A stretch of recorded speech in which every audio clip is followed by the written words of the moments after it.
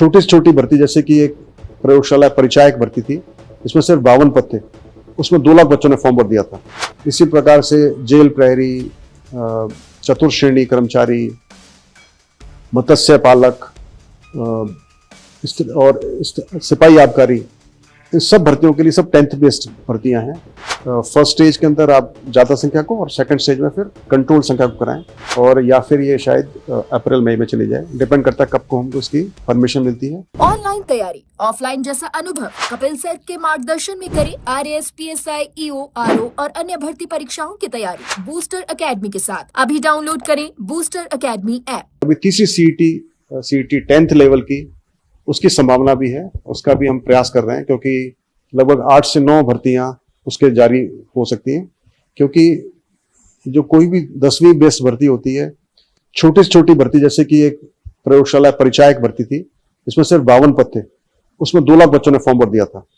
अभी हमको वनपाल भर्ती की निकालना होगा, उसमें करीबन 600 पद हैं, तो उसमें यदि हम अलग से निकालेंगे तो उसमें भी कम से कम 10-12 लाख 15 लाख बच्चे फॉर्म भर देंगे। इसी प्रकार से जेल प्रहरी, चतुर्थ श्रेणी कर्मचारी, मत्स्य पालक और सिपाही आबकारी, इन सब भर्तियों के लिए सब 10th बेस्ड भर्तियां हैं। इनको हम अलग अलग कराएंगे तो हर भर्ती में 10, 12, 15, 20 लाख बच्चे फॉर्म भरेंगे। और इतने बड़े बड़े एग्जाम कराना संभव तो है, लेकिन बहुत ज्यादा कराना उचित नहीं है, अनसेफ होता है। तो हम चाहते हैं कि ऐसे एग्जाम्स कम से कम हो, और यदि हो भी तो जैसे व्यास कमेटी की रिपोर्ट थी, जस्टिस व्यास ने बनाई थी, उनका रिकमेंडेशन था कि ऐसी भर्ती परीक्षाओं को आप 2 स्टेज में कराएं। फर्स्ट स्टेज के अंदर आप ज्यादा संख्या को और सेकंड स्टेज में फिर कंट्रोल संख्या को कराएं।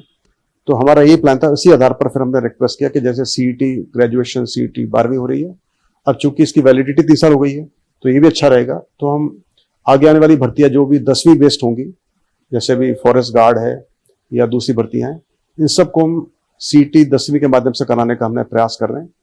इसका प्रपोजल सरकार को गया हुआ है। सरकार भी इस पर काफी सकारात्मक उन्होंने रुख दिखाया है, और मुझे पूरी उम्मीद है कि बहुत ही शीघ्र अगले 2-3 महीने में हमको शायद इसकी परमिशन मिल जाएगी, और उसके बाद फिर हम ये पूरी प्रक्रिया शुरू करेंगे। हम प्रयास करेंगे कि सीईटी 10वीं बेस्ड जो परीक्षा है जल्दी जनवरी में हो सकती है, और या फिर ये शायद अप्रैल मई में चली जाए, डिपेंड करता है कब को हमको इसकी परमिशन मिलती है और कितना टाइम हमारे पास बचता है।